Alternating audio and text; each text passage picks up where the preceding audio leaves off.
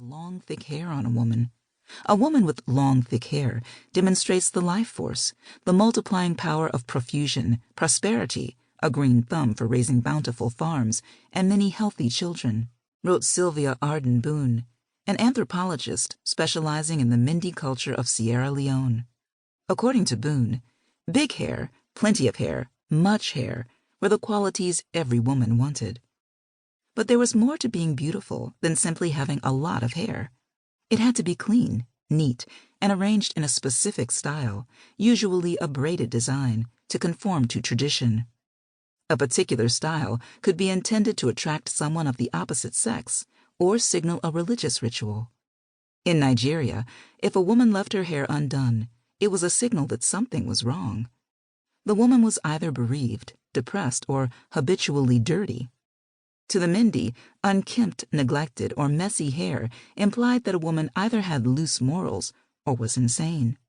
Muhammad Mboj, associate professor of history at Columbia University and a native of Dakar, Senegal, says that Boone's description of the Mindi's beauty ideal regarding hair also applied to the Senegalese.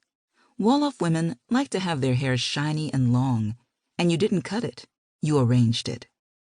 Mboj also concurs that an unkempt or disheveled hairdo was often interpreted as a sign of dementia. Men, too, were always expected to keep their locks neat and tidy, whether they wore a short style or an elaborate creation. The hair's value and worth were heightened by its spiritual qualities. Both male and female devotees of certain Yoruba gods and goddesses were required to keep their hair braided in a specific style. The hair is the most elevated point of your body, which means it is the closest to the divine, Mboj explains, as an indication of the power the hair holds. Because the hair is the closest thing to the heavens, communication from the gods and spirits was thought to pass through the hair to get to the soul.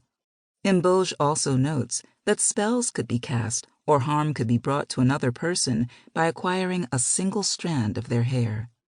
Wolof tradition says that women had the power to make men crazy for them by calling on the power of the genies and spirits in the hair. The hair was thought to be so powerful that medicine men in Cameroon used human hair to adorn the vessels and containers in which they carried their healing potions as a means of protection and added potency.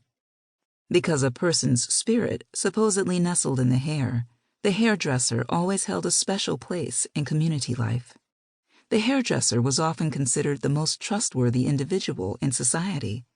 The complicated and time-consuming task of hair grooming included washing, combing, oiling, braiding, twisting, and/or decorating the hair with any number of adornments, including cloth, beads, and shells.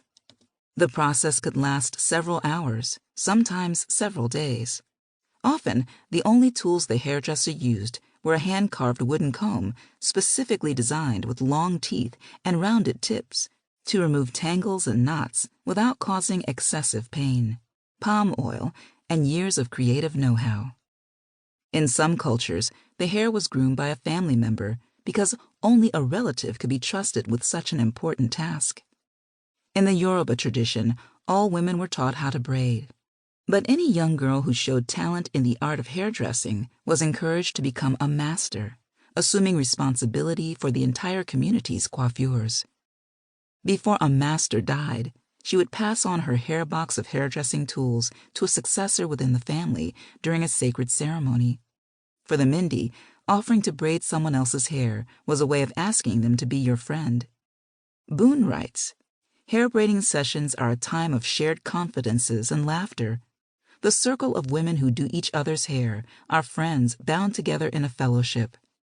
In communities in both Ghana and Senegal, women were not allowed to groom men's hair and vice versa because of the social taboo that restricted interactions between the sexes.